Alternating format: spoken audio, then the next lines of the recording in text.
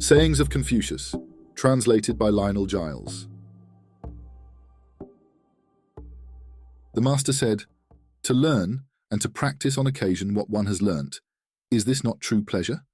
The coming of a friend from a far-off land, is this not true joy? Make conscientiousness and sincerity your grand object. Have no friends not equal to yourself. If you have done wrong, be not ashamed to make amends.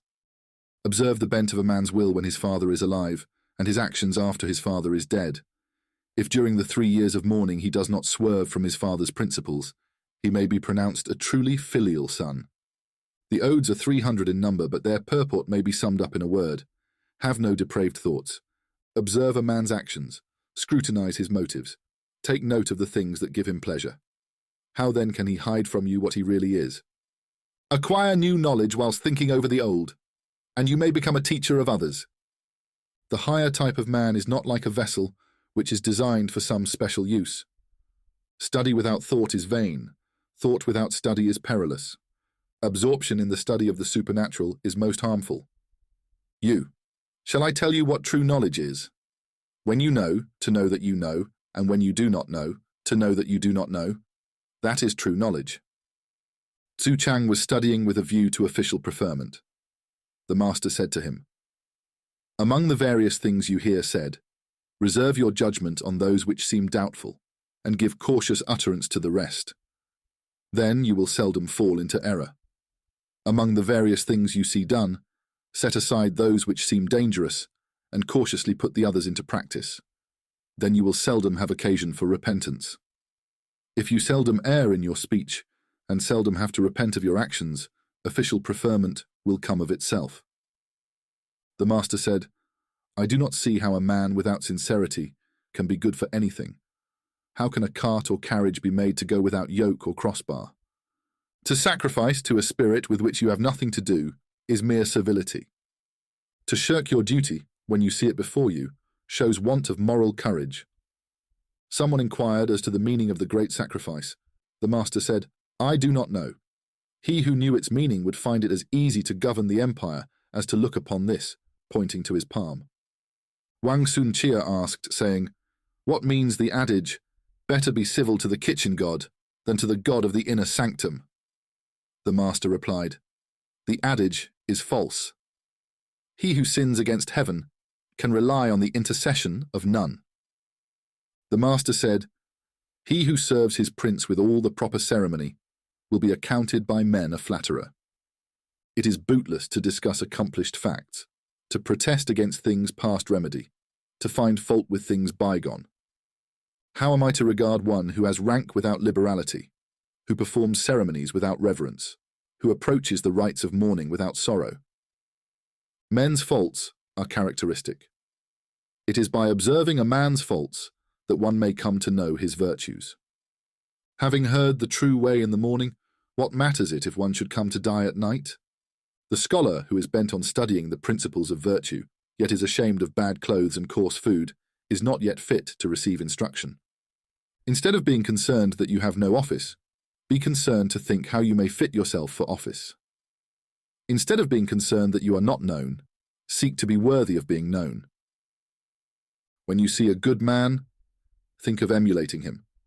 When you see a bad man, examine your own heart." The ancients hesitated to give their thoughts utterance. They were afraid that their actions might not be equal to their words. Few are those who err on the side of self-restraint. Virtue cannot live in solitude. Neighbours are sure to grow up around it. Chi Wen-tzu used to reflect thrice before he acted. When told of this, the master said, "Twice would do." The master said, "Alas, I have never met a man who could see his own faults and arraign himself at the bar of his own conscience." Tzu Hua, having been sent on a mission to the Qi state, Jian Qiu begged for a gift of grain for his mother.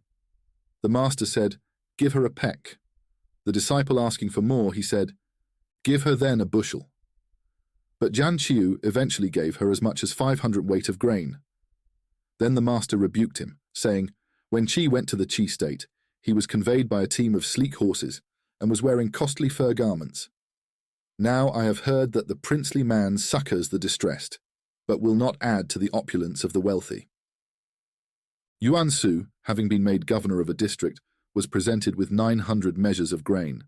He declined them. The master said, "Do not decline them. May they not be distributed among the villages and townships of your neighborhood." The master said, "Who can go out of a house except by the door? In life, why not pass likewise through the door of virtue? You may speak of higher subjects to those who rise above the average level of mankind, but not to those who fall below it.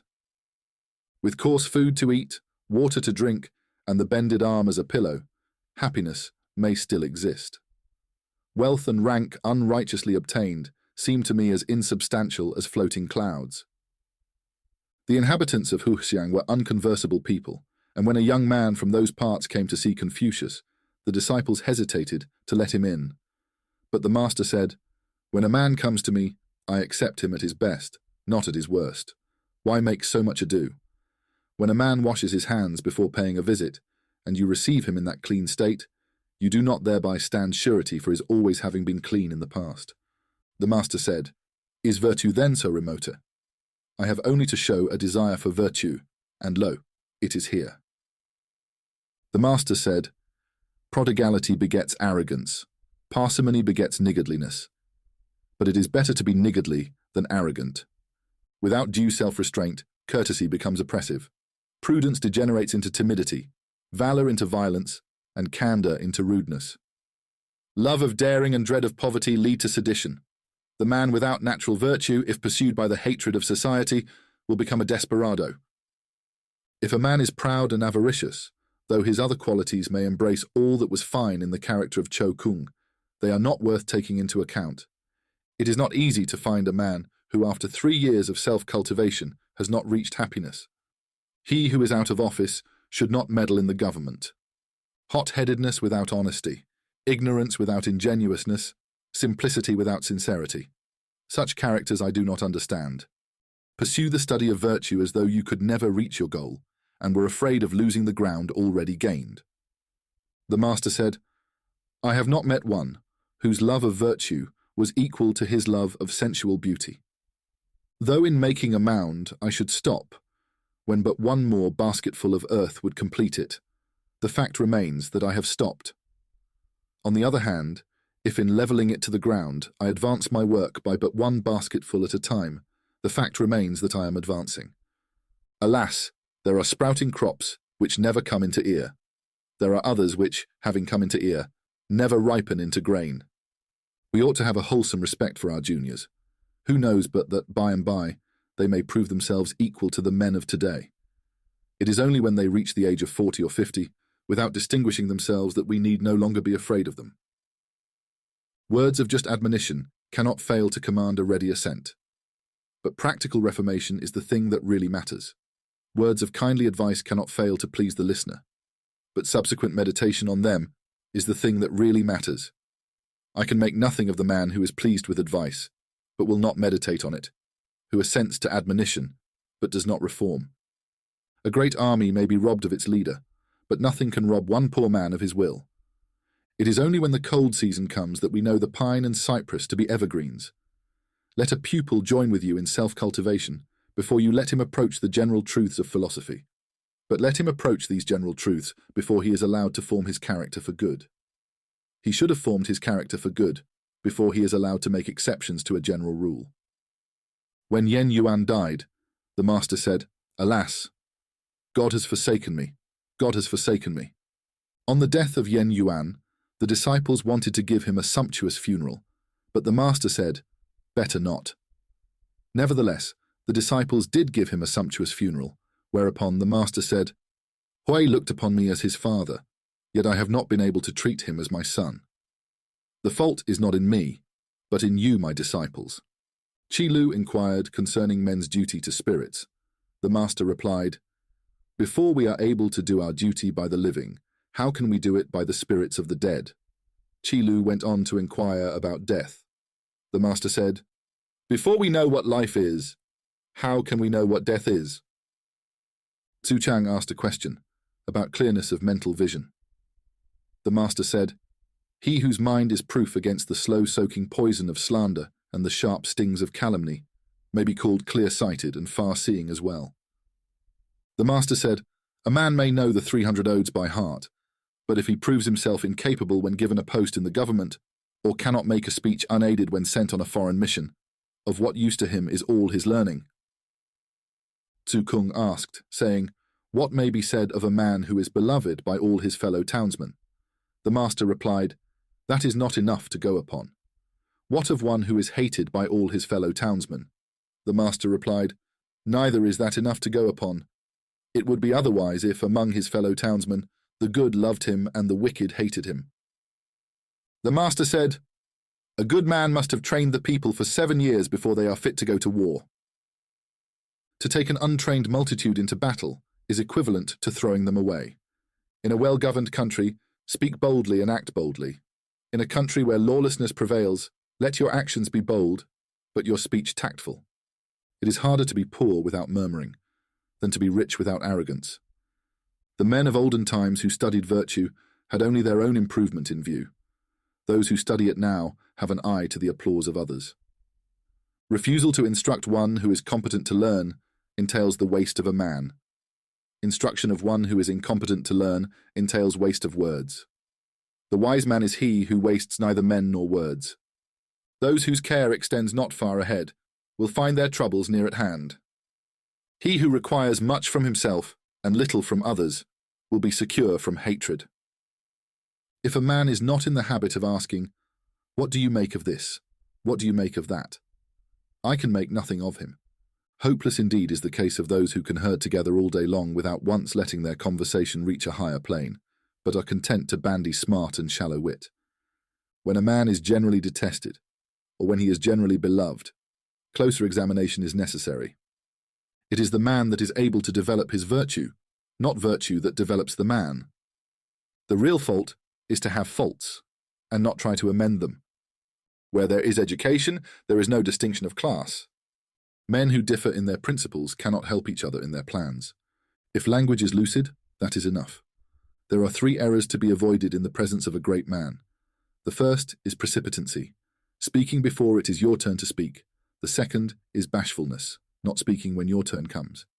And the third is heedlessness, speaking without observing the countenance of the listener. There are 3 impulses against which the nobler sort of man is on his guard. In the period of youth, when the heyday in the blood has not yet subsided, he guards against lustfulness. In the prime of life, when the physical frame is vigorous and strong, he guards against pugnacity.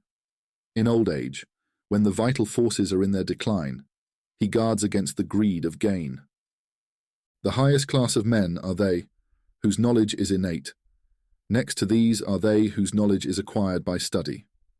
After them come those who are dull-witted, yet strive to learn, while those who are dull-witted and will make no effort to learn are the lowest of the people.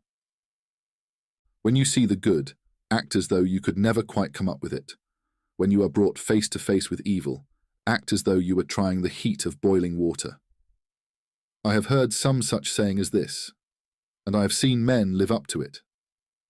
Dwell in retirement in order to work out your aims.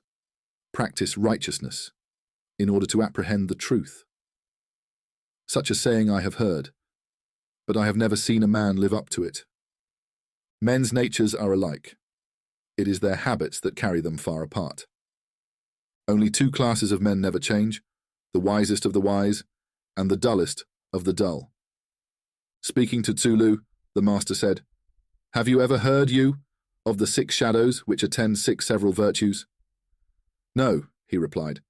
"Sit down then, and I will tell you. Love of goodness without the will to learn casts the shadow called foolishness. Love of knowledge without the will to learn casts the shadow called instability. Love of truth without the will to learn casts the shadow called insensibility. Love of candor without the will to learn casts the shadow called rudeness.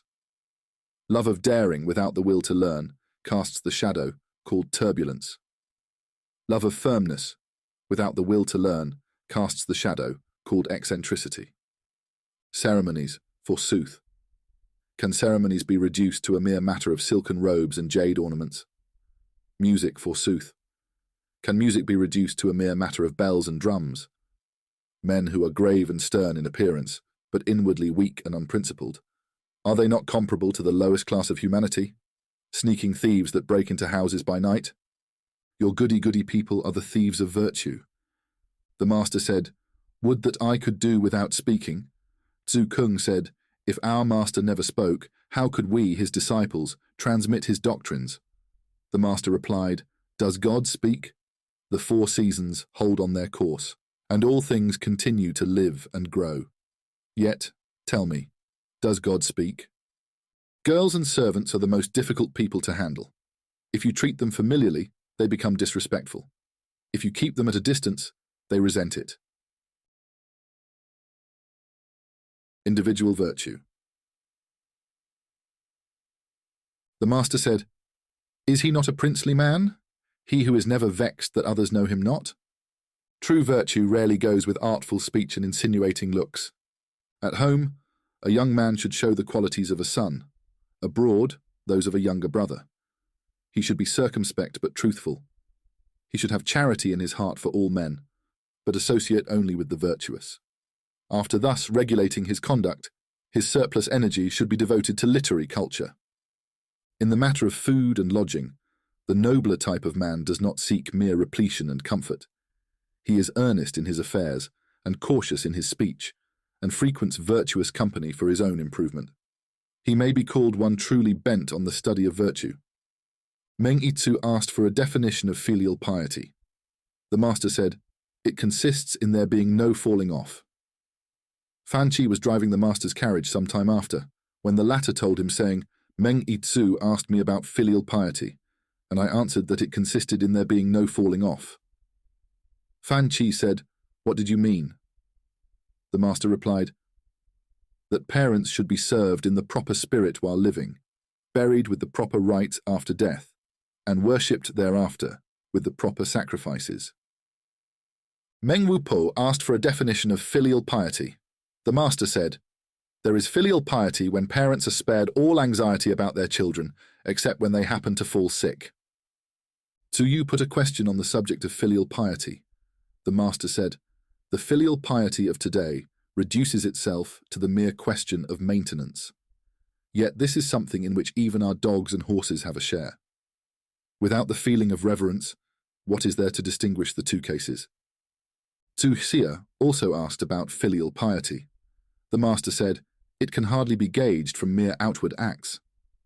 When there is work to be done, to relieve one's elders of the toil, or when there is wine and food, to cause them to partake thereof, is this to be reckoned filial piety?" Tzu Kung inquired about the higher type of man. The master replied, "The higher type of man is one who acts before he speaks, and professes only what he practices." The master said, "The higher type of man is Catholic in his sympathy and free from party bias. The lower type of man is biased and unsympathetic. A man without charity in his heart. What has he to do with ceremonies? A man without charity in his heart. What has he to do with music?" Lin Fang inquired, as to the prime essential in ceremonial observances. The master said, "Ah, that is a great question indeed. In all rites, simplicity is better than extravagance. In mourning for the dead, heartfelt sorrow is better than punctiliousness." The master said, "The true gentleman is never contentious. If a spirit of rivalry is anywhere unavoidable, it is at a shooting match. Yet even here he courteously salutes his opponents before taking up his position, and again when, having lost, he retires to drink the forfeit cup. So that even when competing, he remains a true gentleman. It is the spirit of charity which makes a locality good to dwell in. He who selects a neighborhood without regard to this quality cannot be considered wise. Only he who has the spirit of goodness within him is really able either to love or to hate. The princely man never for a single instant quits the path of virtue. In times of storm and stress, he remains in it as fast as ever. The nobler sort of man in his progress through the world has neither narrow predilections nor obstinate antipathies. What he follows is the line of duty. The nobler sort of man is proficient in the knowledge of his duty. The inferior man is proficient only in money-making. In serving his father and mother, a son may use gentle remonstrance. If he sees that they pay no heed, he should not desist, but merely increase in deference. If his pains are thrown away, he must show no resentment. While one's parents are alive, one should not travel to a distance. If one must travel, it should be in a fixed direction.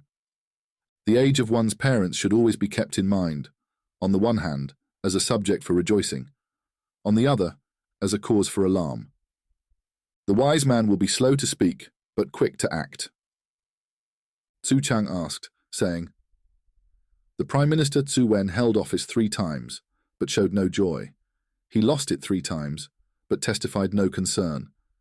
When he ceased to be Prime Minister, he was careful to explain the political situation to his successor. What is your opinion of him? The master said, He was loyal and conscientious. Had he not the highest degree of moral virtue? That I do not know. How can one judge of his moral virtue? Tzu Chang continued.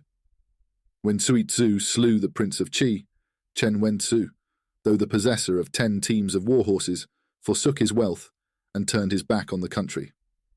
Having come to another state, he said, Here they are as bad as our own minister Sui Tzu, and departed. And he repeated this proceeding each time that he came to a new state. What is your opinion of him? The master said, He was pure and incorruptible. Had he not the highest degree of virtue? I cannot say. How is one to judge?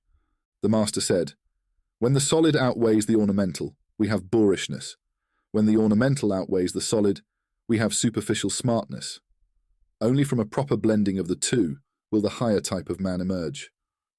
All men are born good. He who loses his goodness, and yet lives, is lucky to escape. Better than one who knows what is right is one who is fond of what is right, and better than one who is fond of what is right is one who delights in what is right. Fanchi asked in what wisdom consisted. The master said, Make righteousness in human affairs your aim. Treat all supernatural beings with respect, but keep aloof from them. Then you may be called wise. Asked about moral virtue, he replied, The virtuous man thinks of the difficult thing first, and makes material advantage only a secondary consideration. This may be said to constitute moral virtue. The master said, The man of knowledge finds pleasure in the sea, the man of virtue finds pleasure in the mountains. For the man of knowledge is restless, and the man of virtue is calm. The man of knowledge is happy, and the man of virtue is long-lived. The higher type of man, having gathered wide objective knowledge from the branches of polite learning, will regulate the whole by the inner rule of conduct, and will thus avoid overstepping the limit. That virtue is perfect, which adheres to a constant mean. It has long been rare amongst men. Tzu Kung asked, What would you say of the man who conferred benefits far and wide on the people and was able to be the salvation of all? Would you pronounce him a man of moral virtue? Of moral virtue, said the master. Nay, rather of divine virtue. Even Yao and Shun were still striving to attain this height. The man of moral virtue, wishing to stand firm himself, will lend firmness unto others. Wishing himself to be illuminated, he will illuminate others. To be able to do to others as we would be done by, this is the true domain of moral virtue. It has not been my lot to see a divine man. Could I see a princely man, that would satisfy me. It has not been my lot to see a thoroughly virtuous man. Could I see a man possessing honesty of soul, that would satisfy me? Is it possible there should be honesty of soul in one who pretends to have what he has not, who, when empty, pretends to be overflowing, who, when in want, pretends to be in affluence? The higher type of man is calm and serene. The inferior man is constantly agitated and worried. With sincerity and truth, unite a desire for self-culture. Lay down your life rather than quit the path of virtue. Enter not the state which is tottering to its fall. Abide not in the state where sedition is rampant. When law obtains in the empire, let yourself be seen. When lawlessness reigns, retire into obscurity. In a state governed on right principles, poverty and low station are things to be ashamed of. In an ill-governed state, riches and rank are things to be ashamed of. The man of wisdom does not vacillate. The man of natural goodness does not fret. The man of valor does not fear. Yen Yuan inquired as to the meaning of true goodness. The master said, The subdual of self and reversion to the natural laws governing conduct, this is true goodness. If a man can, for the space of one day, subdue his selfishness and revert to natural laws, the whole world will call him good. True goodness springs from a man's own heart. How can it depend on other men? Yen Yuan said. Kindly tell me the practical rule to be deduced from this. The master replied, Do not use your eyes, your ears, your power of speech, or your faculty of movement without obeying the inner law of self-control. Yen Yuan said, Though I am not quick in thought or act, I will make it my business to carry out this precept. Chung Kung inquired as to the meaning of true goodness. The master said, When out of doors, behave as though you were entertaining a distinguished guest. In ruling the people, behave as though you were officiating at a solemn sacrifice. What you would not wish done to yourself, do not unto others. Then in public, as in private life, you will excite no ill will. Chung Kung said, Though I am not quick in thought or act, I will make it my business to carry out this precept. Suma Nu inquired as to the meaning of true goodness. The master said, The truly good man is slow of speech. Slowness of speech. Is this what goodness consists in? The master said, Does not the difficulty of deciding what it is right to do necessarily imply slowness to speak? Suma Nu asked for a definition of the princely man. The master said, The princely man is one who knows neither grief nor fear. Absence of grief and fear. Is this the mark of a princely man? The master said, If on searching his heart he finds no guilt, why should he grieve? Of what should he be afraid? Tzu Chang asked, How to attain exalted virtue?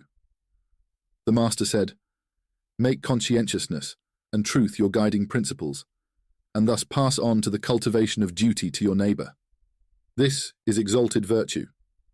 The master said, The nobler sort of man emphasizes the good qualities in others and does not accentuate the bad. The inferior sort does the reverse. Tzu Chang asked, What must a man do in order to be considered distinguished? The master said, What do you mean by the term distinguished? Tzu Chang replied, I mean one whose fame fills both his own private circle and the state at large. The master said, That is notoriety, not distinction. The man of true distinction is simple, honest, and a lover of justice and duty. He weighs men's words and observes the expression of their faces. He is anxious to put himself below others. Such a one is truly distinguished in his private and his public life. As to the man who is merely much talked about, he puts on an appearance of charity and benevolence, but his actions belie it. He is self-satisfied and has no misgivings. Neither in private nor in public life does he achieve more than notoriety. Tzu Kung asked a question about friendship. The master said, Be conscientious in speaking to your friend, but tactful in your efforts to guide him aright. If these fail, stop. Do not court a personal rebuff. The Duke of Shay addressed Confucius, saying, We have an upright man in our country. His father stole a sheep, and the son bore witness against him. In our country, Confucius replied, uprightness is something different from this. A father hides the guilt of his son, and a son hides the guilt of his father. It is in such conduct that true uprightness is to be found. Fan Chi asked a question about moral virtue. The master said, In private life, show self-respect. In the management of affairs, be attentive and thorough. In your dealings with others, be honest and conscientious. Never abandon these principles, even among savages. The master said, The nobler sort of man is accommodating but not obsequious. The inferior sort is obsequious but not accommodating. The nobler sort of man is easy to serve yet difficult to please. Who seeks to please him in wrongful ways will not succeed. In exacting service from others, he takes account of aptitudes and limitations. The baser sort of man is difficult to serve yet easy to please. Who seeks to please him in any wrongful way will assuredly succeed, and he requires absolute perfection in those from whom he exacts service. The nobler sort of man is dignified but not proud.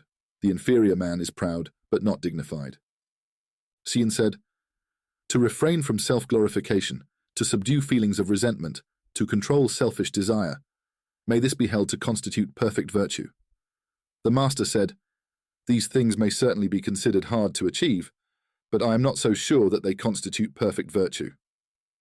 The master said, "A man of inward virtue will have virtuous words on his lips, but a man of virtuous words is not always a virtuous man. The man of perfect goodness is sure to possess courage, but the courageous man is not necessarily good. Can true love be anything but exacting? How can our sense of duty allow us to abstain from admonition? The nobler sort of man tends upwards, the baser sort tends downwards. The princely type of man is modest in his speech, but liberal in his performance. The princely man has three great virtues, which I cannot claim for myself. He is truly benevolent and is free from care. He is truly wise and is free from delusions. He is truly brave and is free from fear." "Nay," replied Tsukung, "these virtues are our master's own." The master said, "Is not he a sage who neither anticipates deceit nor suspects bad faith in others, yet is prompt to detect them when they appear?" Someone asked, "How do you regard the principle of returning good for evil?" The master said, "What, then, is to be the return for good? Rather should you return justice for injustice and good for good."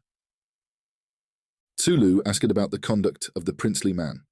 The master said, "He cultivates himself so as to gain in self-respect. Does he rest content with that?" "He cultivates himself," was the reply, "so as to give happiness to others." "And is he content with that?" "He cultivates himself so as to confer peace and prosperity on the whole people." By self-cultivation to confer peace and prosperity on the whole people. Was not this the object which Yao and Shun still labored to attain? Tsukung asked for advice on the practice of moral virtue. The master replied, "If an artisan wants to do his work well, he must begin by sharpening his tools. Even so, among the great men of your country, you should serve the wise and good, and make friends of men who have this moral virtue." The master said, "The higher type of man makes a sense of duty the groundwork of his character, blends with it in action a sense of harmonious proportion, manifests it in a spirit of unselfishness, and perfects it by the addition of sincerity and truth. Then indeed is he a noble character." The higher type of man seeks all that he wants in himself. The inferior man seeks all that he wants from others. The higher type of man is firm, but not quarrelsome, sociable, but not clannish. The wise man does not esteem a person more highly because of what he says, neither does he undervalue what is said because of the person who says it. Tsukung asked, saying, "Is there any one maxim which ought to be acted upon throughout one's whole life?" The master replied, "Surely the maxim of charity is such. Do not unto others what you would not they should do unto you." The nobler sort of man pays special attention to 9 points. He is anxious to see clearly, to hear distinctly, to be kindly in his looks, respectful in his demeanor, conscientious in his speech, earnest in his affairs. When in doubt, he is careful to inquire. When in anger, he thinks of the consequences. When offered an opportunity for gain, he thinks only of his duty. Tzu Chang asked Confucius a question about moral virtue. Confucius replied, "Moral virtue simply consists in being able, anywhere and everywhere, to exercise 5 particular qualities." Asked what these were, he said, "Self-respect, magnanimity, sincerity, earnestness, and benevolence. Show self-respect, and others will respect you. Be magnanimous, and you will win all hearts. Be sincere, and men will trust you. Be earnest, and you will achieve great things. Be benevolent, and you will be fit to impose your will on others." Zulu asked, "Docs not the princely man value courage?" The master said, "He puts righteousness first. The man of high station who has courage without righteousness is a menace to the state. The common man who has courage without righteousness is nothing more than a brigand." Tsukung asked, "Has the nobler sort of man any hatreds?" The master replied, "He has. He hates those who publish the faults of others. He hates men of low condition who vilify those above them. He hates those whose courage is unaccompanied by self-restraint. He hates those who are audacious, but narrow-minded. And you, Tzu," he added, "have you also your hatreds?" "I hate," replied the disciple, those who think that wisdom consists in prying and meddling, courage in showing no compliance, and honesty in denouncing other men. Personalia. In his moments of leisure, the master's manner was uniformly cheerful and smiling. If the master happened to be dining beside one who was in mourning for his parents, he never ate a full meal. He never sang on any day in the course of which he had been bewailing a death. The master would never talk about prodigies, feats of strength, crime, or supernatural beings. The master made 4 things the subject of his teaching: a knowledge of literature and the arts, conduct, conscientiousness, and truthfulness. The master fished with a line, but not with a net. When he went out with bow and arrow, he only shot at birds on the wing. If the master happened to be with singers, and they sang a piece well, he would get them to repeat it, when he would also join in the song himself. The master was affable, yet grave, stern, but not fierce, attentive in his behavior, and yet calm.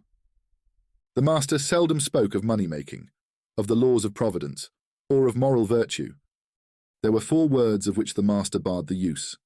He would have no shalls, no musts, no certainlys, no eyes. Whenever the master saw a person in mourning, or in official robes, or one who was blind, he would at once rise from his seat, even though the other were his junior, or if he passed them in the street, he would quicken his step. Once, when the master was lying seriously ill, Tzu Lu got the disciples to act the part of ministers of state. In an interval of his sickness, Confucius said, "What a long time Yu has been keeping up this imposture. In pretending to have ministers attendant on me when I have none, whom am I deceiving? Am I deceiving God? But apart from that, is it not better that I should breathe my last in the arms of my disciples than that I should die in the midst of officials? And after all, though I may not be accorded the honor of a public funeral, I am not dying out on the high road." The master wished to settle among the 9 eastern tribes. Someone said, "How can you? They are savages." The master replied, "If a higher type of man dwelt in their midst, how could their savage condition last?" Confucius in his native village was simple and unassuming. He gave the impression of being no great speaker. In the ancestral temple and at court, he spoke fluently, but with a certain reserve. At court, he spoke to the ministers of lower rank with frankness and affability. To those of higher rank he spoke quietly, but with decision. In the presence of his sovereign, he seemed full of awe, but at the same time grave and collected. When employed by the prince in the reception of distinguished visitors, his expression would change, and his legs seemed to bend under him.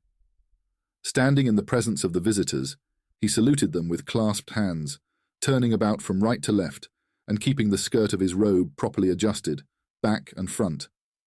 He then hastened forward with arms extended, like the wings of a bird.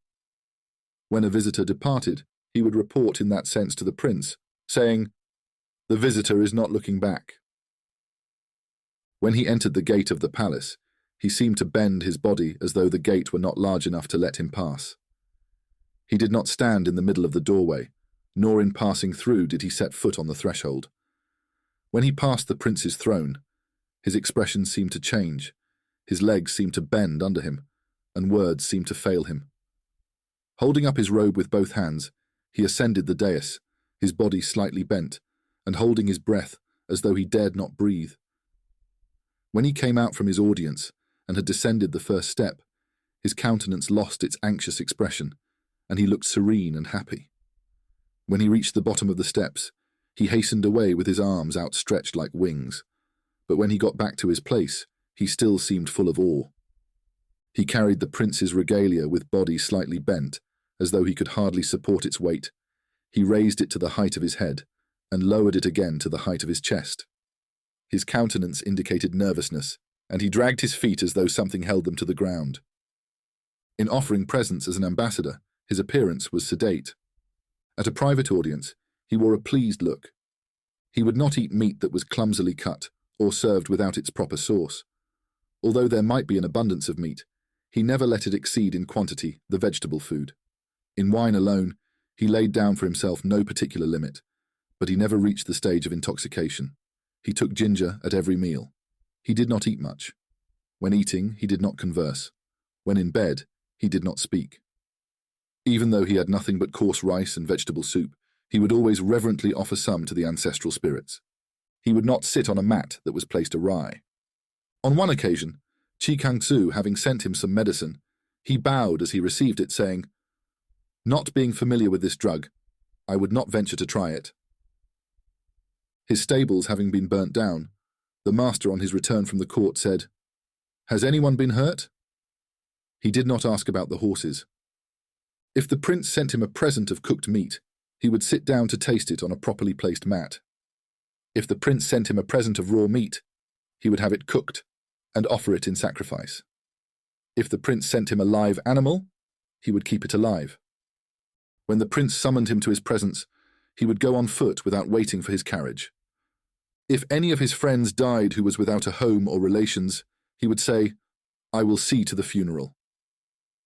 In bed, he did not lie like a corpse. In his home life, his manner was not too formal. At the sight of a person in mourning, though it might be an intimate acquaintance, he would always look grave. On meeting an official in uniform or a blind man, however ragged, he would always show him some mark of respect. When a rich banquet was set before him, he would show his appreciation in his looks and rise to return thanks. He would change countenance at a thunderclap or a sudden squall of wind. When in his carriage, he would not look behind him, talk rapidly, or point with his finger. Duke Ling of Wei asked Confucius about the disposition of troops in warfare. Confucius answered, "I know something about the arts of peace, but I have never studied the art of war." And on the morrow he departed. But when he came to the state of Chen, he was cut off from supplies, and his followers were so enfeebled that they could hardly stand. Tzu Lu indignantly sought the master's presence, saying, "Is it for the princely man to feel the pinch of privation?" The master replied, "Assuredly privation may come his way, but it is only the baser type of man who under it grows demoralized and reckless." Mian, a blind musician, having called on Confucius, the master said to him when he came to a flight of steps, "Here are the steps," and when he came to the mat which was spread for him, "Here is your mat." When all the visitors were seated, the master told him who they were, saying, "So-and-so is sitting here, so-and-so is sitting there." After Mian had gone, Tzu Chang asked, saying, "Is it the proper thing to speak thus to a musician?" The master replied, "Assuredly it is right to give this help to a blind man." The people of Qi sent a band of singing girls as a present to the Duke of Lu, and Qi Huangsu accepted the gift. For 3 days after that, no court was held, and Confucius departed. Confucius's estimate of others. The master said, "I may talk all day to Hui without his putting in a word of criticism or dissent, just as though he were deficient in understanding. But after he has left me, I find, on examining his private conduct, that he knows for all that how to exemplify my teaching. No, Hui is not deficient in understanding." Tzu Kung asked, saying, "What, sir, is your opinion of me?" "I would liken you, Tzu," replied the master, "to a vessel limited in its function." "What sort of vessel?" asked Tzu Kung. "A richly ornamented sacrificial vessel," was the reply. Someone remarked that Jung had goodness of heart, but no cleverness of speech. The master said, "Of what use is cleverness of speech? Those who are always ready to assail others with their tongue are sure to make themselves disliked. As to Jung's goodness of heart, I have no certain knowledge. But how would he benefit by having cleverness of speech?" The master said, "My teaching makes no headway. How and if I were to board a raft and float away over the sea? My friend Yu would come with me, I feel sure." Zulu, hearing this, was glad. The master continued, "Yu surpasses me in his love of daring, but he lacks discretion and judgment." Meng Wupo asked whether Tzu Lu had true moral virtue. The master replied, "I do not know." Asked a second time, the master said, "You might be trusted to organize the military levies of a large and powerful state, but whether he is possessed of true virtue, I cannot say. And what is your opinion with regard to Chao?" The master said, "Chao might be entrusted with the government of a district, numbering 1,000 households or 100 war chariots, but whether he has true virtue, I cannot say." And Chei, What of him? The master said, Qi might be employed to stand in his official dress at a royal levee and converse with the visitors and guests. Whether he has true virtue, I cannot say. The master addressing Zukung said, Which of the two is the better man, you or Hui? Zukung replied, How can I venture to compare myself with Hui? Hui hears one point and promptly masters the whole. I hear one point and am only able to feel my way to a second. The master agreed. No, you are not equal to Hui. Neither of us two is equal to Hui. Tsai Yu used to sleep during the day. The master said, Rotten wood cannot be carved. Walls made of dirt and mud cannot be plastered. What is the good of reprimanding you? At first, he continued, My way of dealing with others was to listen to their words and to take their actions upon trust. Now, my way is to listen to what they say and then to watch what they do. This change in me is owing to you. The master said, I have never yet met a really strong character. Someone suggested Shen Cheng. The master said, Cheng is a slave to his passions. How can he possess strength of character? Zukung said, I am anxious to avoid doing to others that which I would not have them do to me. The master said, Tzu, you have not got as far as that. The master said of Tzu Chan that he had 4 of the qualities of the princely man. In his personal demeanor, he was grave. In serving those above him, he was attentive. In his care for the people, he was kind. In his ordering of the people, he was just. The master said, Yen Ping knows the art of associating with his friends. However old the acquaintance may be, he always treats them with the same respect. Ning Wutsu's behavior was wise, so long as his country was well governed. When revolution came, his behavior was stupid. His wisdom may be equaled by others, but his stupidity is beyond all imitation. Po Wai and Shu Qi never remembered old injuries, and therefore their enemies were few. Who will say that Wei Shen Kao was an upright man? When asked by somebody for some vinegar, he went and begged it of a neighbor, and gave this to the man who had asked him. For the space of 3 months together, Hui would not deviate in spirit from the path of perfect virtue. My other disciples may attain this height once in a day or in a month, but that is all. Po Niu lying sick unto death, the master went to visit him. He clasped his hand through the window and said, He is dying. Such is fate. Alas, that such a man should have such an illness, that such a man should have such an illness. The master said, Hui was indeed a philosopher. Other men living as he did in a miserable alley, with a single dish of food and a single bowl of drink, could not have endured the distress. But Hui was invariably cheerful. He was a philosopher indeed. Jian Qiyu said, It is not that I have no joy in my master's teaching. It is my strength that fails me. The master replied, Those whose strength fails them fall fainting by the way. What you do is to set up bounds which you will not attempt to pass. The master said, Meng Chi Fan is no braggart. Once after a defeat, when he was bringing up the rear, he whipped his horse as he was about to enter the city gate and cried, It is not courage that makes me last. It is my horse that won't gallop fast enough. The master addressing Yen Yuan said, It is only you and I who would be content to accept public employment when it was offered to us, and to retire into obscurity when we were dismissed. Tzu Lu then said, If you, sir, had the conduct of 3 legions, whom would you associate with yourself in the command? I would not, replied the master. Choose a man who would attack a tiger unarmed, cross a river without a boat, or sacrifice his life without a moment's regret.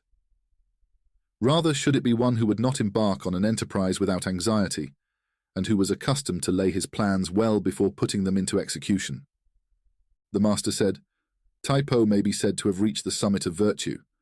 Having resolutely renounced the imperial throne, he put it out of the people's power to glorify his act of renunciation. In the Emperor Yu, I find no loophole for censure. His own food and drink were plain, but his offerings to the ancestral spirits showed extreme piety. His own garments were poor, but his robes and cap of state were extremely fine. His own dwelling was humble, but he spent all his strength on the construction of public canals and watercourses. I find no loophole for censure in Yu. After the word had gone forth, Hui was never backward in his deeds. The master speaking of Yen Yuan said, Ah, what a loss! I used to see him ever progressing and never coming to a standstill. The master said, "You, I fancy, is a man who would stand up, dressed in shabby garments quilted with hemp, among people attired in furs of fox and badger, and not be ashamed. Hating none and courting none, how can he be other than good?" As Zulu kept constantly humming over this line, the master said, "This rule of conduct is not enough by itself to constitute goodness." The master said, "None of those who accompanied me on the journey to the states of Chain and Tsai come to learn from me now.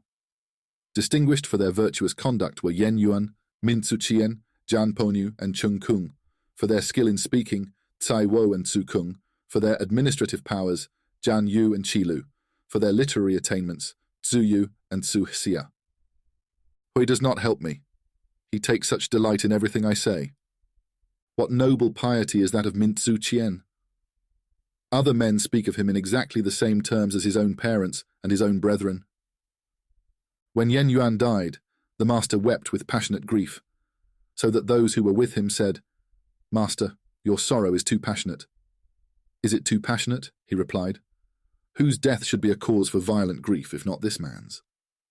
On one occasion, there were standing in attendance on the master Min Tzu, looking gentle and mild; Tzu Lu, looking upright and soldierly; Jan Yu and Tzu Kung, looking frank and affable. The master was pleased. "A man like you," he remarked, "will not come by a natural death." The master said, "Why is Yu playing his martial music at my door?" The disciples began to lose their respect for Tzu Lu, whereupon the master said, "Yu has ascended the steps of the temple, though he has not yet reached the inner sanctuary." Tzu Kung asked which was the man of greater worth, Shi or Shang. The master replied, "Shi exceeds and Shang falls short. Then Shi is the better of the two." The master said, "To exceed is as bad as to fall short." The head of the Chi clan was already richer than Cho Kung, yet Chiu kept levying taxes for him and adding to his wealth. "He is no disciple of mine," said the master. "My children, you may beat the drum and attack him." The master said, "Hui reaches the verge of perfection, yet he is often in great want. Tzu does not resign himself to the will of heaven, yet his worldly goods continue to increase. His judgments, however, frequently hit the mark." Tzu Lu asked if he should at once put the precepts which he heard into practice. The master said, "There are your father and elder brothers to consult first. Why should you be so impatient to act on what you hear?" Jian Yu asked the same question, and the master said, "Yes, act at once according to the instruction that is given to you." Kung Ha Shi Hua then said, "When you asked if he should put the precepts which he heard into practice, you replied, sir, that he had his father and elder brothers to consult first. When Chiu asked the same question, you said, 'Act at once according to the instruction that is given to you.'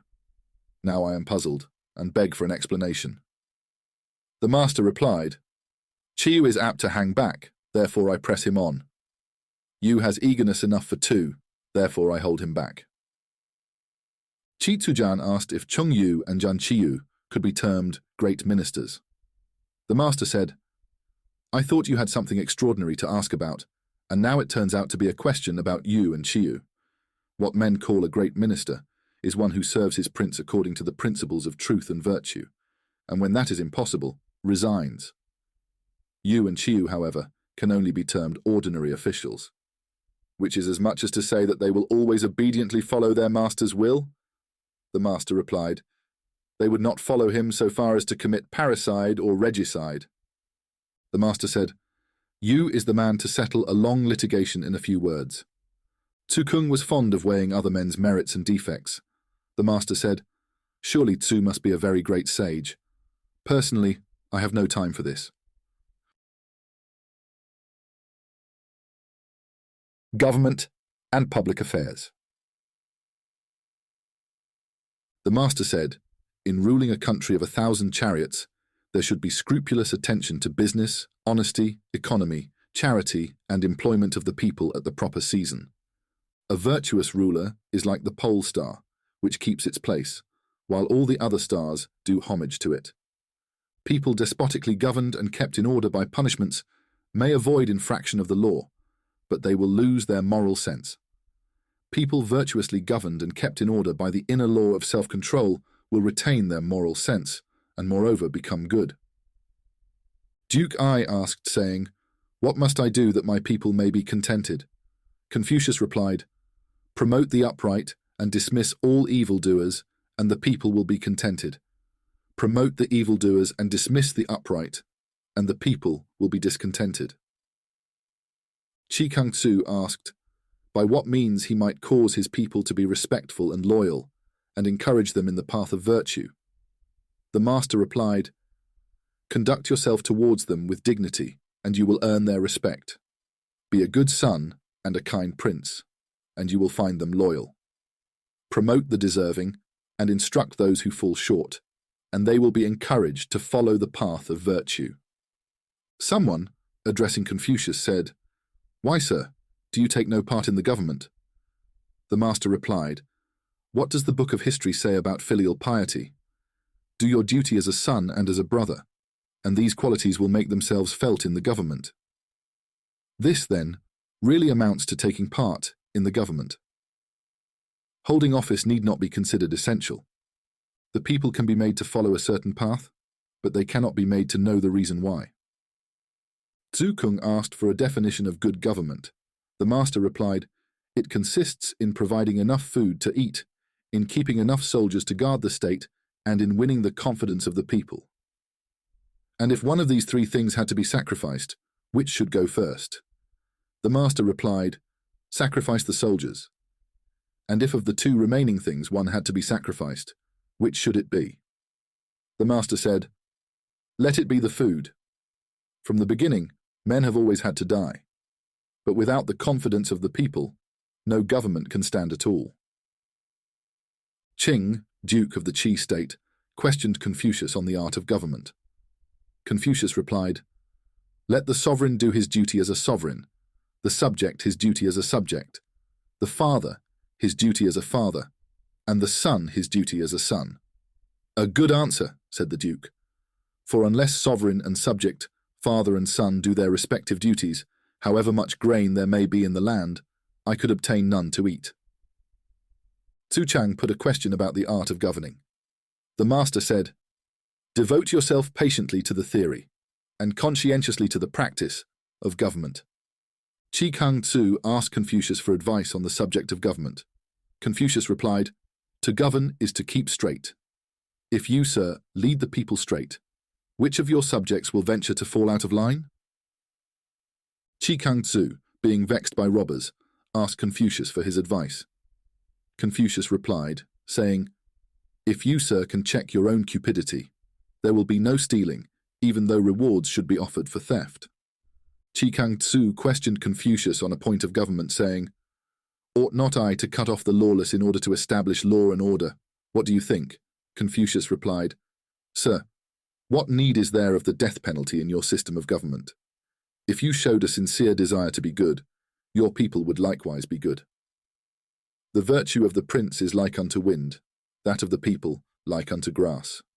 For it is the nature of grass to bend when the wind blows upon it."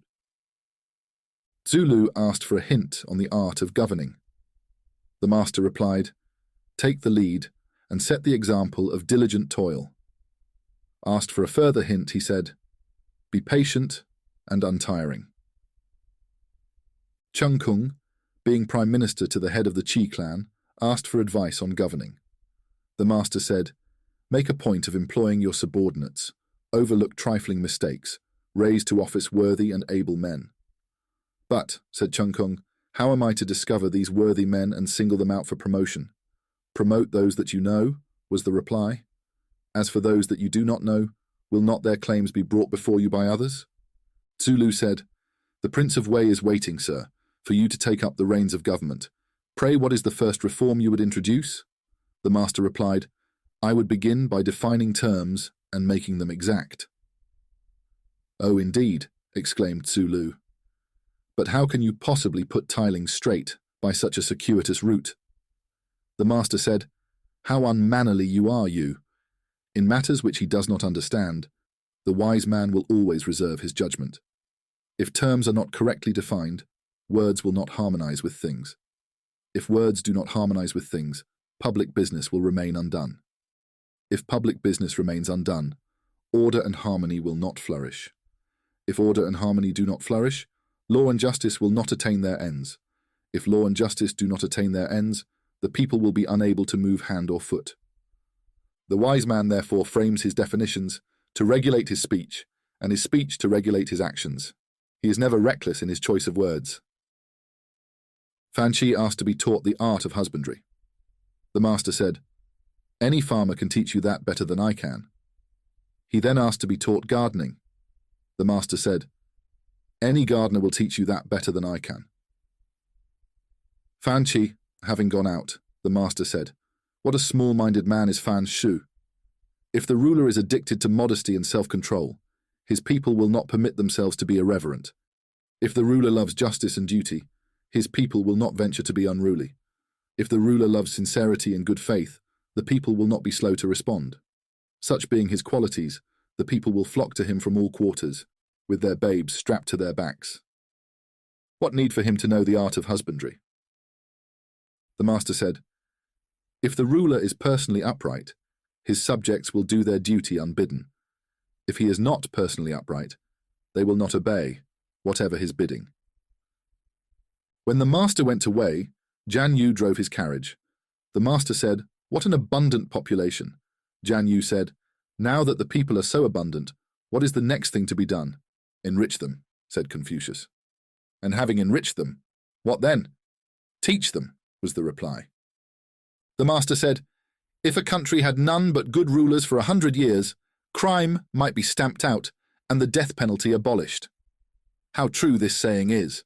If a kingly sovereign were to appear, by the end of one generation, natural goodness would prevail. If a man can reform his own heart, what should hinder him from taking part in government? But if he cannot reform his own heart, what has he to do with reforming others? Duke Ting asked if there was a single sentence by which a country might be made to flourish. Confucius answered, "No single sentence can be expected to have such a virtue as this, but there is the common saying. To be a good king is difficult. To be a good minister is not easy. He who realizes the difficulty of being a good king, has he not almost succeeded in making his country prosper by a single sentence?" "Is there a single sentence," continued the Duke, "by which a country can be ruined?" Confucius answered, "No such power can reside in any single sentence. But there is a saying, 'I have no joy in kingly rule. I rejoice only because none can oppose my will.' Now if the king's will is good, and none opposes it, all may be well. But if it is not good, and yet none opposes it, has he not almost succeeded in ruining his country by a single sentence?" The Duke of Shay asked about the conditions of good government. The master said, "Government is good when it makes happy those who live under it and attracts those who live far away."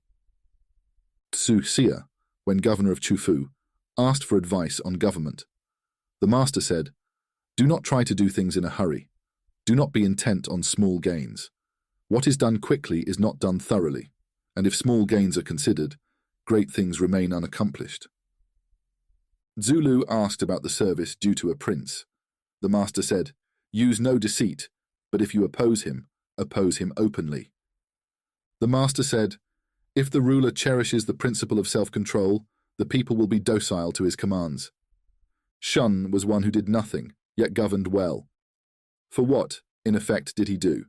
Religiously self-observant, he sat gravely on his throne, and that is all. In serving your prince, make the actual service your first care, and only put the emolument second. The head of the Qi clan was on the point of attacking the small principality of Chuan Yu. Jian Yu and Qi Lu came to see Confucius and said, "Our lord is going to have trouble with Chuan Yu." Confucius said, "Is it not you, Qiu, who are to blame in this? The ancient kings long ago made Chuan Yu the center of the worship of the eastern Meng mountain, and moreover, it is situated within the territory of Lu. Its ruler has independent priestly functions. What right have you to attack it?" Jian Yu replied, "It is the will of our master. We, his ministers, have neither of us any wish to act thus." "Qiu," said Confucius, "Chou Zhen had a saying, If you are capable of displaying energy, hold office. If not, resign. Of what use is that minister likely to be, who does not sustain his master in the presence of danger, or support him when about to fall? Besides, what you say is wrong. If a tiger or a wild buffalo escapes from its cage, if a tortoise shell or jade ornament is smashed in its casket, whose fault is it, pray? Jian Yu replied, but Chuan Yu is strongly fortified and close to our own town of Pai. If we do not take it now, it will cause trouble to our descendants in a later generation. Confucius rejoined, Chiyu, an honest man hates your hypocrite, who will not openly avow his greed, but tries instead to excuse it. I have heard that the ruler of a state or of a clan is troubled not by the smallness of its numbers, but by the absence of even-handed justice, not by poverty, but by the presence of discontent. For where there is justice, there will be no poverty. Where there is harmony, there will be no lack in numbers. Where there is content, there will be no revolution.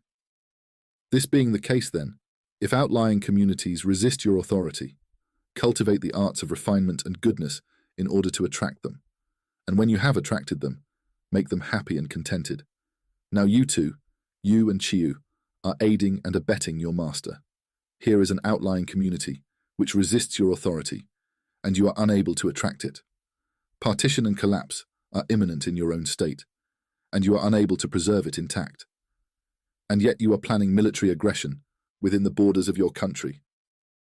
Verily I fear that Chisun's troubles will come, not from Chuan Yu, but from the interior of his own palace. When the master came to Wucheng, he heard the sound of singing and stringed instruments. He was pleased, but said with a smile, Is it necessary to take a poleaxe to kill a fowl? Tzu Yu replied, Some time ago, sir, I heard you say that the study of true principles made the ruler beneficent and men of the lower class easy to govern. My children, said the master, Yen is right. What I said was only in jest. Tzu Chang asked Confucius, saying, What are the essentials of good government? The master said, Esteem the 5 excellent, and banish the 4 evil things. Then you will become fit to govern. Tzu Chang asked, What are the 5 excellent things? The master replied, The wise and good ruler is benevolent without expending treasure. He lays burdens on the people without causing them to grumble. He has desires without being covetous. He is serene without being proud. He is awe-inspiring without being ferocious. He is benevolent without expending treasure. What does that mean? The master replied, He simply follows the course which naturally brings benefit to the people. Is he not thus benevolent without expending treasure? In imposing burdens, he chooses the right time and the right means, and nobody can grumble. His desire is for goodness, and he achieves it. How should he be covetous? The wise and good ruler never allows himself to be negligent, whether he is dealing with many men or with few, with small matters or with great. Is this not serenity without pride? He has his cap and robe properly adjusted and throws a noble dignity into his looks so that his gravity inspires onlookers with respect. Is he not thus awe-inspiring without being ferocious? Tzu Chang then asked, What are the 4 evil things? The master said, Cruelty, leaving the people in their native ignorance, yet punishing their wrongdoing with death. Oppression, requiring the immediate completion of tasks imposed without previous warning. Ruthlessness, giving vague orders and then insisting on punctual fulfillment. Peddling husbandry, stinginess in conferring the proper rewards on deserving men. Confucius on himself. The master. I will not be grieved that other men do not know me. I will be grieved that I do not know other men. At 15, my mind was bent on learning. At 30, I stood firm. At 40, I was free from delusions. At 50, I understood the laws of providence. At 60, my ears were attentive to the truth. At 70, I could follow the promptings of my heart without overstepping the mean. Tzu Kung was for doing away with the customary sacrifice of a sheep on the first day of the month. The master said, Ah, Tzu, you grudge the loss of a sheep, but I grudge the loss of a ceremony. The master said, In any hamlet of a dozen houses, You will surely find men as honest and conscientious as myself, though they may not be so devoted to ethical study. The master having gone to visit Nantzu, Tzu-lu was displeased. Thereupon Confucius swore a solemn oath, saying, "In whatsoever I have sinned, may I be abominable in the sight of God." The master said, "My function is to indicate, rather than to originate. Regarding antiquity as I do with trust and affection, I would venture to compare myself with our ancient patriarch Peng Tzu. The unpretentious hiving of wisdom, patient self-cultivation, and untiring instruction of others. To which of these can I make any claim? The failure to cultivate virtue, the failure to examine and analyze what I have learnt, the inability to move towards righteousness after being shown the way, the inability to correct my faults. These are the causes of my grief. Alas, what a falling off is here. Long is it since I dreamt of Cho Kung. There is no one, from the man who brings me dried meat as payment upwards, to whom I have refused my instruction. I do not expound my teaching to any who are not eager to learn. I do not help out anyone who is not anxious to explain himself. If, after being shown one corner of a subject, a man cannot go on to discover the other three, I do not repeat the lesson. If the pursuit of riches were a commendable pursuit, I would join in it, even if I had to become a chariot driver for the purpose. But seeing that it is not a commendable pursuit, I engage in those which are more to my taste." The Duke of Shay questioned Tzu-lu about Confucius. Tzu-lu made no reply. The master said to him afterwards, "Why did you not say, 'He is a man whose zeal for self-improvement is such that he forgets to eat, whose happiness in this pursuit is so great that he forgets his troubles and does not perceive old age stealing upon him?'" The master said, "In me, knowledge is not innate. I am but one who loves antiquity, and is earnest in the study of it. If I am walking with two other men, each of them will serve as my teacher. I will pick out the good points of the one and imitate them, and the bad points of the other, and correct them in myself. My disciples, do you think that I have any secrets? I have no secrets from you. It is my way to do nothing without communicating it to you, my disciples. There are men, I dare say, who act rightly without knowing the reason why, but I am not one of them. Having heard much, I sift out the good and practice it. Having seen much, I retain it in my memory. This is the second order of wisdom. In literary accomplishments, I am perhaps equal to other men, but I have not yet succeeded in exhibiting the conduct of the princely man in my own person. To divine wisdom and perfect virtue, I can lay no claim. All that can be said of me is that I never falter in the course which I pursue, and am unwearying in my instruction of others. This, and nothing more. Kung Shi Hua said, "But those are just the qualities that we, your disciples, are unable to acquire." The master being grievously sick, Tzu-lu proposed the offering up of a prayer. "Is there a precedent for this?" asked the master. Tzu-lu replied, "There is. In the eulogies it is written, 'We pray unto you, O spirits of heaven and earth.' The master said, 'My prayers began long ago.' The master was passing through a by-street when a man of the district shouted, 'Great is Confucius the philosopher. Yet for all his wide learning, he has nothing, which can bring him fame.' On hearing this, the master turned to his disciples and said, 'What shall I take up? Shall I take up charioteering, or shall I take up archery? I will take up charioteering.' The master said, 'The ancient rites prescribe linen as the material for a ceremonial cap, but nowadays silk is used as being more economical. In this matter, I fall in with the general custom. According to the ancient rites, the prince is to be saluted from below the dais, but nowadays the salutation takes place above. This is presumptuous, and therefore, though infringing thereby the general custom, I adopt the humbler position.' A high officer asked Zhu Kung, saying, 'Surely your master is a divine prophet. What a variety of accomplishments he seems to possess.' Zhu Kung replied, 'Truly he must be a prophet, so richly has he been endowed by God, and he has also perfected himself in various arts.' The master, being told of this, said, 'Does his excellency really know me now for what I am? Being of low condition as a boy, I did become skilled in various arts, but these are base accomplishments after all. If asked whether the higher type of man has many such accomplishments, I should say, not many. The master said, "Am I possessed of true knowledge? Not so. But if an ignorant fellow from the lower class comes to me with a question, I will discuss the subject from end to end and set it fully before him."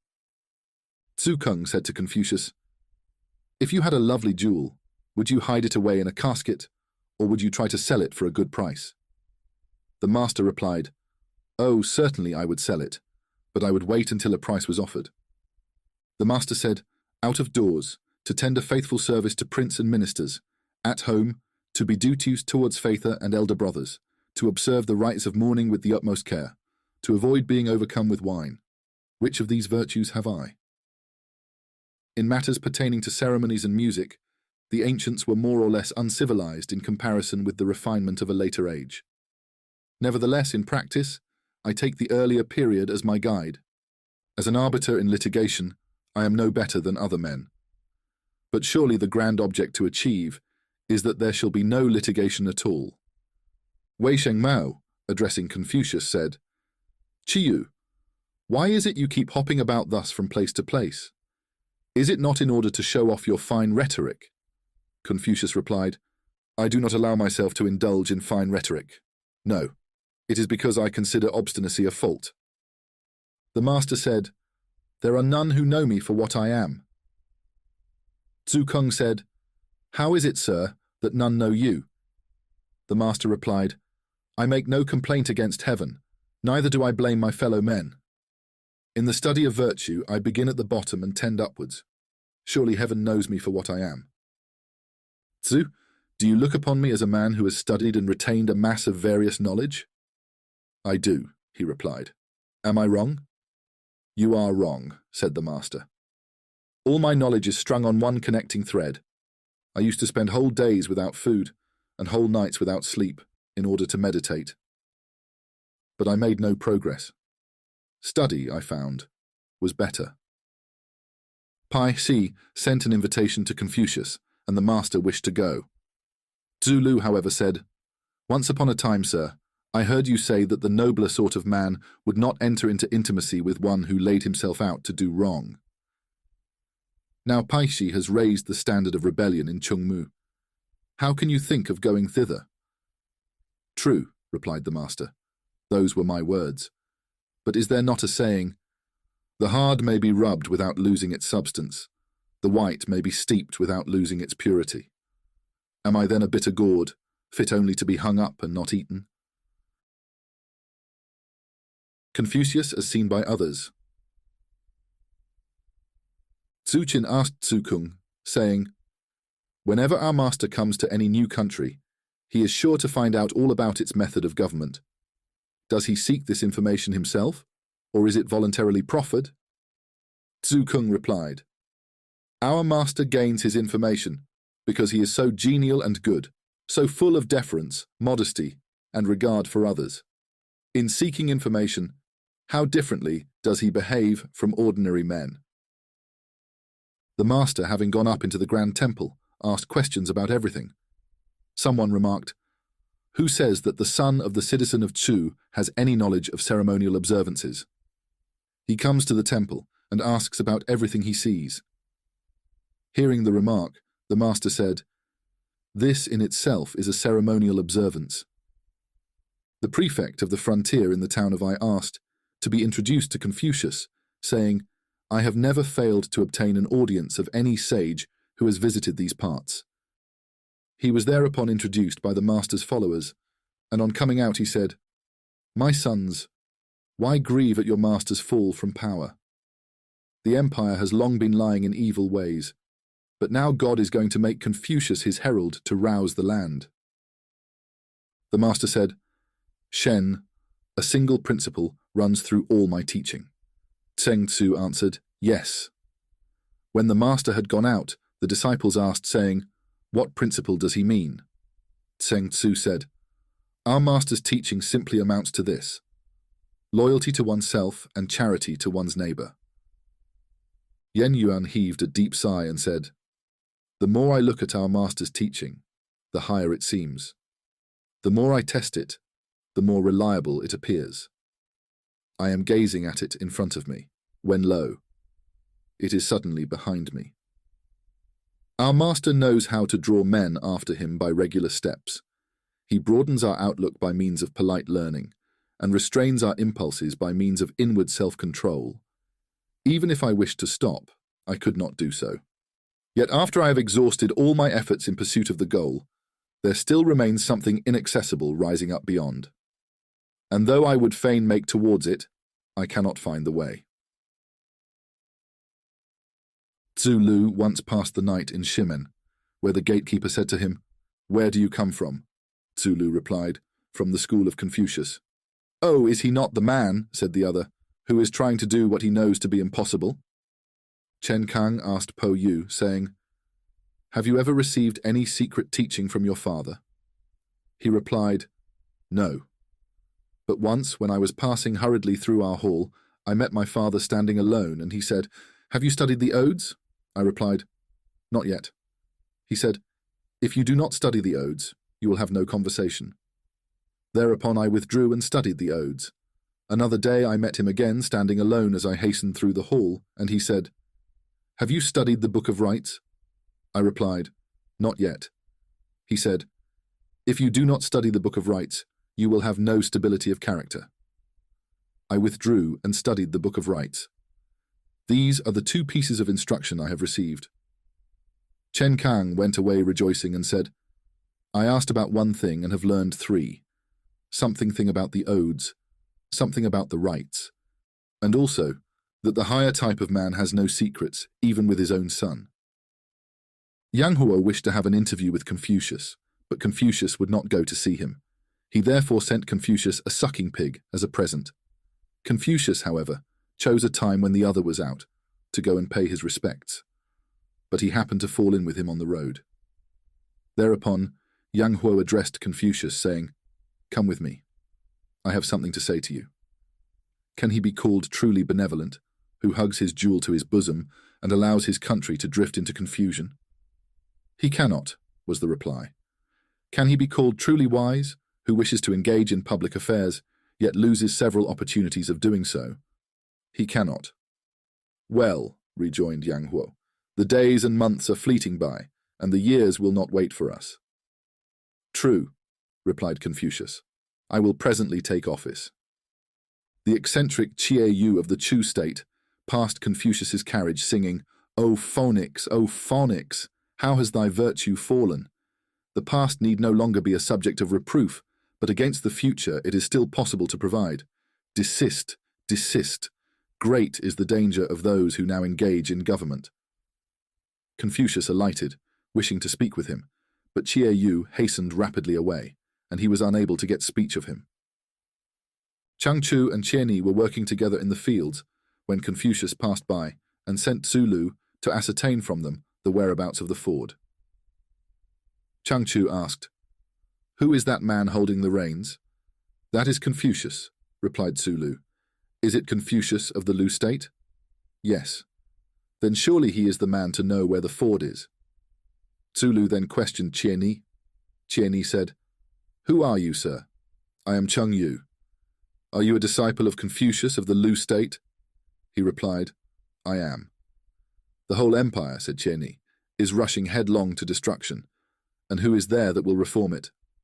As for you, instead of following a man who withdraws from prince after prince in succession, would it not be better to follow a man who has withdrawn from the world altogether?" And he went on hoeing without a pause.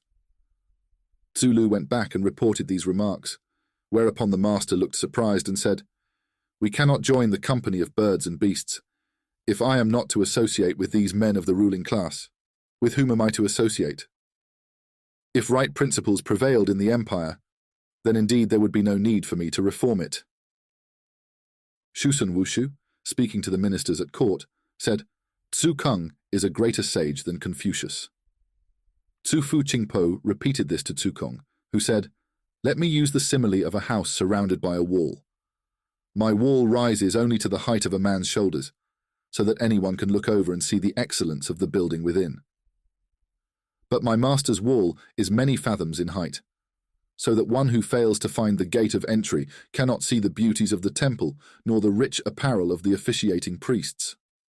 It may be that only a few will succeed in finding the gate. Need we, then, be surprised at His Excellency's remark? Shu Sun Wushu was disparaging Confucius. Tzu Kung said, "It is no good. Confucius is proof against detraction. The wisdom of other men is like hills and mountain peaks, which, however high, can still be scaled. But Confucius is like the sun or the moon, which can never be reached by the foot of man. A man may want to cut himself off from their light, but what harm will that do to the sun or the moon? It only shows very plainly that he has no notion of the measurement of capacity."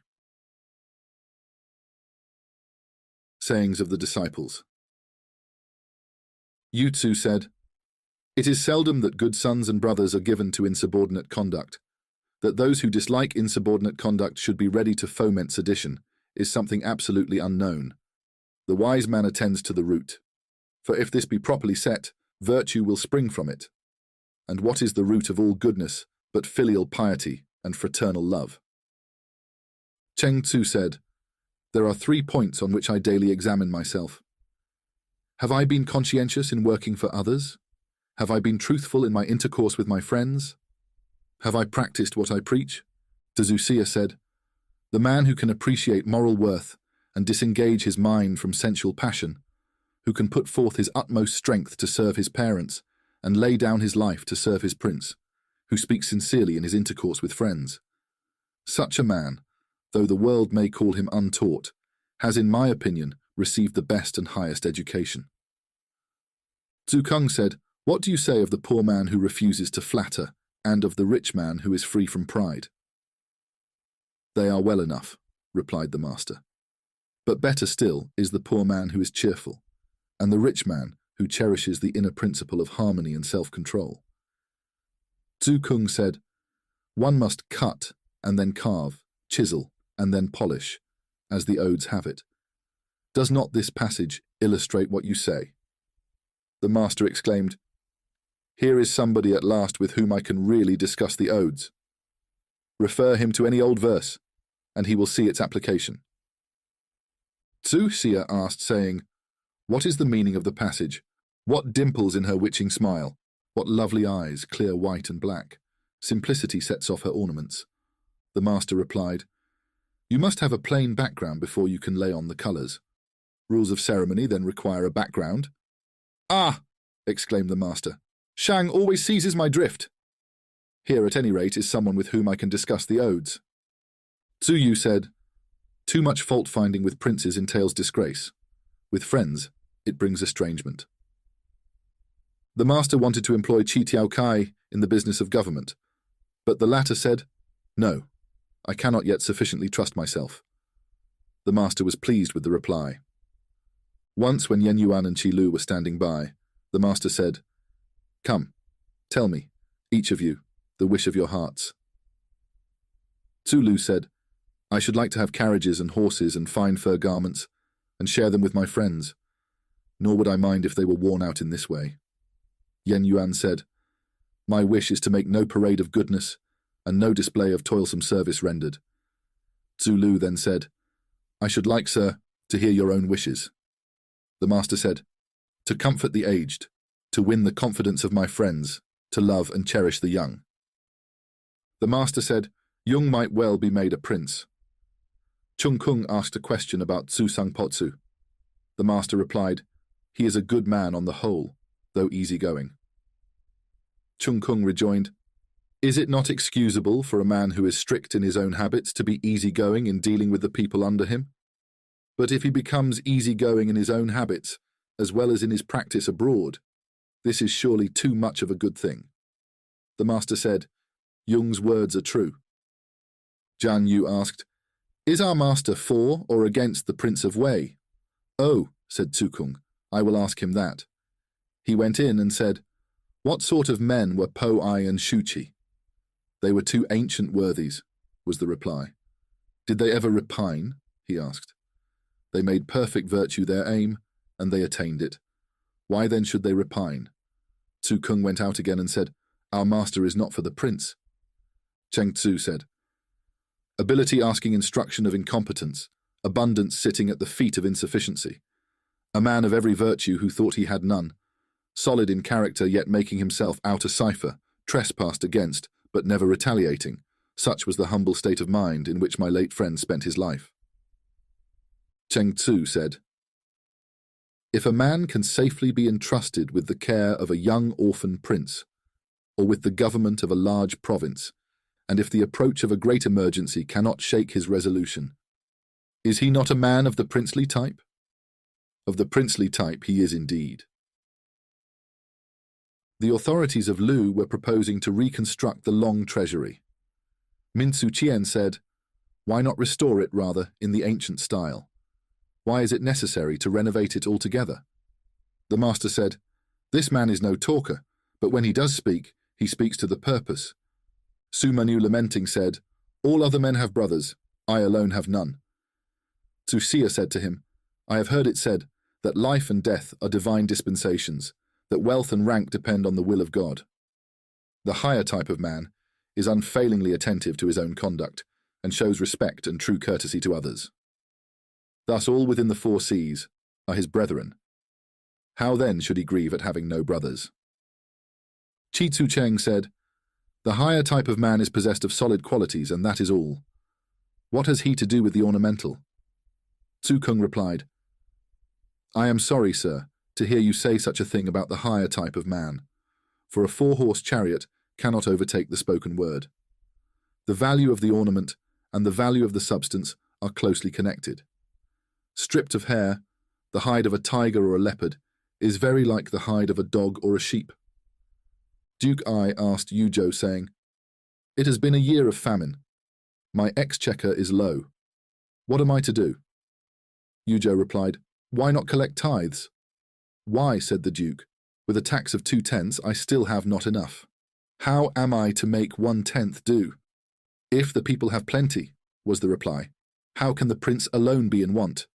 But if the people are in want, how can the prince alone have plenty?" Cheng Tzu said of the higher type of man that his culture tended to bring him into communion with friends, and his friendships tended to heighten his altruism. The disciples of Tzu Xia asked Tzu Chang about the principles which should govern friendship. Tzu Chang said, "What is Tzu Xia's opinion?" They replied, "Tzu Xia says, associate with those who come up to your standard. Reject all those who do not." "This," said Tzu Chang, "is different from what I've been taught. The nobler sort of man honors the virtuous and wise, but he admits to his society all men without distinction. He admires the good, but he also pities the weaker brethren. Am I a man of great wisdom and goodness? Then who is there among my fellow men that I will not bear with? Or am I neither wise nor good? Then other men will reject me. How can one justify this rejection of others?" Tzu Xia said, "The inferior type of man always tries to gloss over his faults." Tzu Xia said, "The wise man will gain the confidence of the people before laying burdens upon them. Otherwise, they will consider it oppression. He will gain the confidence of his sovereign before censuring his actions. Otherwise, the latter will consider it mere libel and abuse." Tzu Xia said, "He who does not transgress the larger principles of virtuous conduct may be excused for disregarding the boundary line in matters of smaller import." Tzu Yu said, "The followers and disciples of Tzu Xia are trained well enough in sprinkling and sweeping the floor, in responding and answering questions, in entering and leaving a room. But these are mere accessories. Of fundamentals, they are totally ignorant." How can this be considered enough? Tzu Xia, hearing of these remarks, said, "Ah, Yen Yu is mistaken. It is not the way of the wise teacher to distinguish between subjects of first-class importance, which must be taught, and subjects of secondary importance, which may be neglected. He cultivates minds, just as he would cultivate plants, each species requiring separate treatment. It cannot be the wise man's way to produce confusion and error. He only is inspired who teaches methodically, having a beginning and an end." Tzu Yu said, "Let the official who has time to spare devote it to study, Let the student who has time to spare devote it to public affairs. Tzu Yu said, "The rites of mourning should not extend beyond the expression of heartfelt grief." The chief of the Meng family having appointed Yang Fu to be criminal judge, the latter went to Zheng Tzu for advice. Zheng Tzu said, "Our rulers have lost their way, and the people have long been scattered and distracted. When you discover the facts of a crime, be not moved with joy, but rather with pity and grief." Tzu Kung said, "The mistakes of a great and good man are like eclipses of the sun and moon. His failing is seen by all, and when he repairs it, all look up to him with awe.